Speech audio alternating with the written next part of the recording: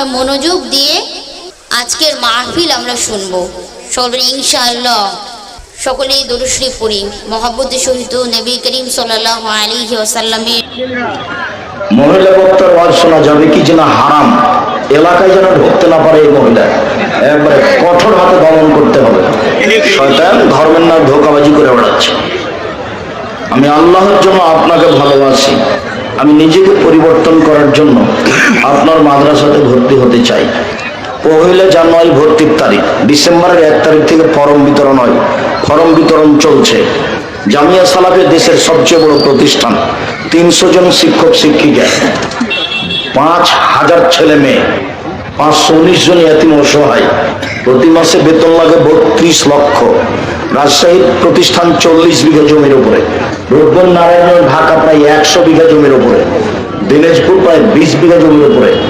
দেশের আয়াতনের সবচেয়ে বড় প্রতিষ্ঠান জামিয়া সালাফিয়া। শিক্ষক গুণে, শিক্ষক মানে সবচেয়ে ভালো মানের শিক্ষক জামিয়া সালাফিয়া। যারা আছেন দেশের বড় বড় শিক্ষক, ইন্ডিয়ান বড় বড় শিক্ষক এবং মদিনা বিশ্ববিদ্যালয় থেকে নিয়মিত শিক্ষকতা করতে আসেন টিচার। জানুয়ারি থেকে থাকবেন একজন লম্বা টাইম ধরে, আর কয়েকদিন আগে 4 জন চলে গেলেন। ডিসেম্বরে ফরম বিতরণ, 1 জানুয়ারি ভর্তির তারিখ, ছেলে মেয়ে সব 1 তারিখ। ঢাকা, রাজশাহী, দিনাজপুর, বরিশাল একই সময়। পৃথিবীতে 18,000 মাখলুকাত আছে, হাদিসটি কি ঠিক? না, অনেক আছে।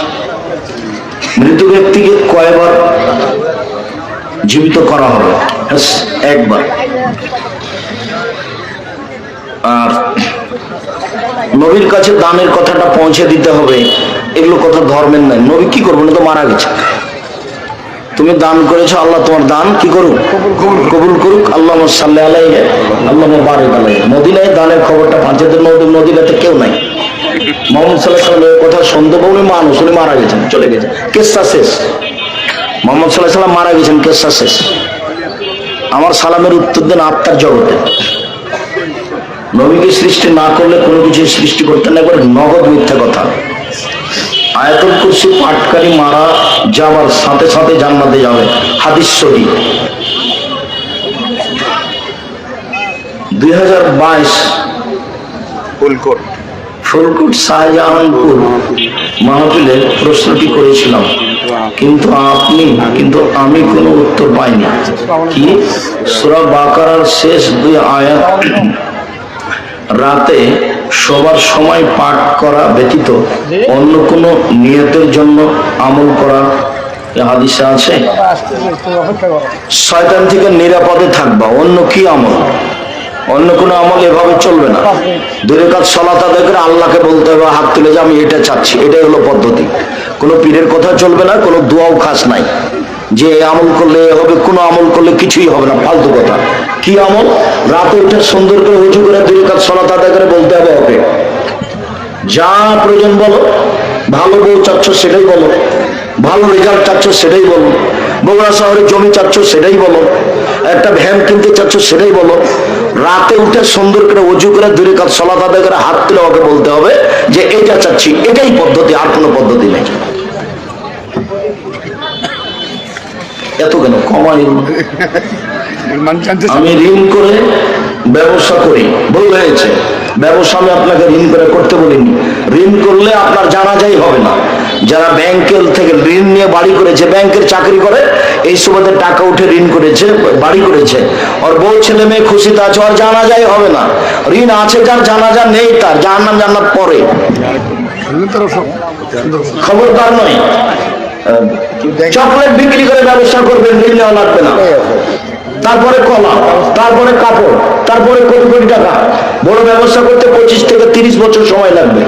বড় কাগজ। একদিনই কলিকাতায় হিরোইন কিনে ঢাকায় বিক্রি করে ধনী হতে চায় না। আমার স্ত্রীর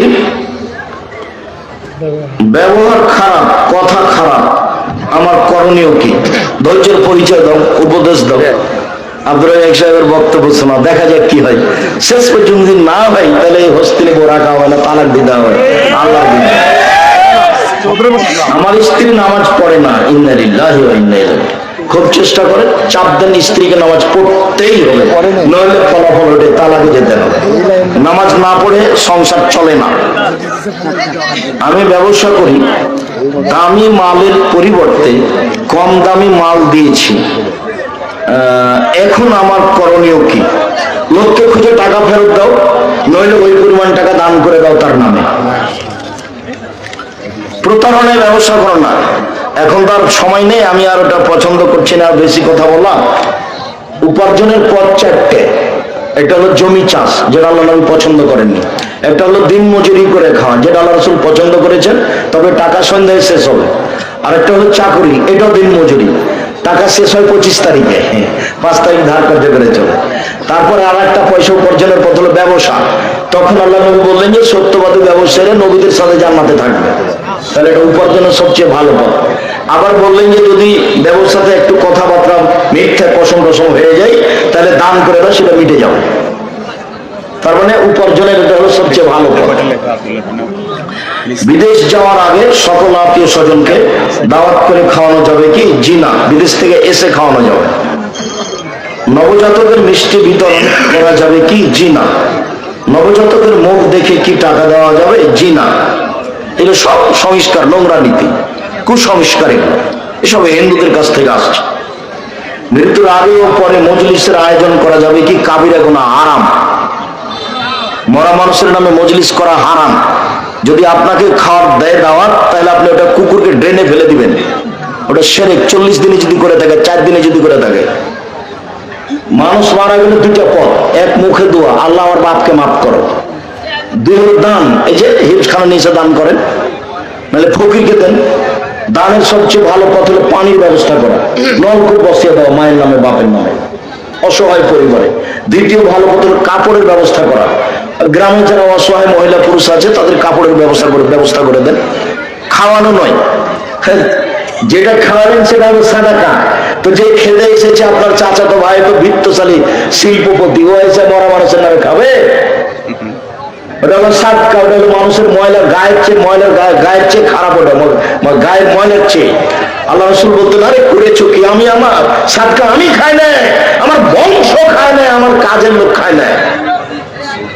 সাদকার ব্যাপারে আল্লাহ রাসূল বলছেন, আমি সাদকা খাই না, আমার বংশ খায় না, আমার কাজের লোক খায় না। হাদিস বুখারী মুসলিম।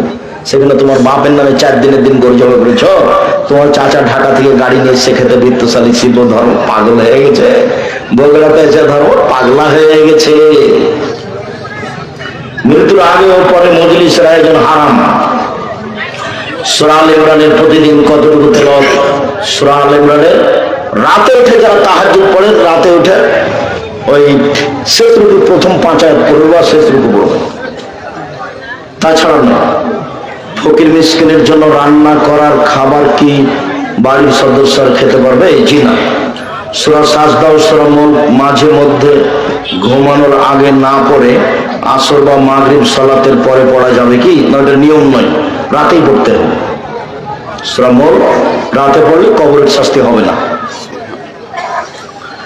নিজের গ্রামে মহিলাদের জুমার সালাতের ব্যবস্থা না থাকলে অন্য গ্রামে গিয়ে সালাত করতে পারে? জি পারে। নাতিকে ভাই বলা যাবে? জি যাবে। ছেলে মেয়ের সন্তানকে নাতিকে ভাই বলা যাবে কি? যাবে। তবে ওইভাবে মজাক করা যাবে না, তুই বিবাহ বসবি রে, তুই বিবাহ বসবি, নাতনিকে বলছে, এগুলো বলা যাবে না। তাহলে মেয়ে যে মানের, নাতনিও সেই মানে, দুজনের মান একই। ওর সাথে মেয়ের সাথে বাবার বিবাহ চলবে না, নাতনির সাথে নানার বিবাহ, দাদার বিবাহ চলবে না, হারাম। ওর দুইজন একই মাপের মানুষ। এখন এদেশের প্রথা হয়ে গেছে, তাই মজাক করে। বলে দেখো তো পাত্রী পছন্দ হয় কিনা, বলছে নানাকে, বলছে দেখো তো পাত্রী পছন্দ হয়। মেয়েরা বলছে, ভাতিজিরা বলছে। জালসার খরচ বহনের জন্য মাইকের সাহায্যে রাস্তাঘাটে টাকা আদায় করা যাবে না। ওইসব ছোট কাজ। যারা প্রোগ্রাম করবেন তারা নিজেরা 10 জন মিলে টাকা পয়সা উঠিয়া করবেন। অত ছোট কাজ করবেন কেন? ধর্ম প্রচারে না। জান্নাতের রাত দিন আছে কিনা সেটা? জান্নাতের রাত দিন নেই, আপনার আমার মতো নেই।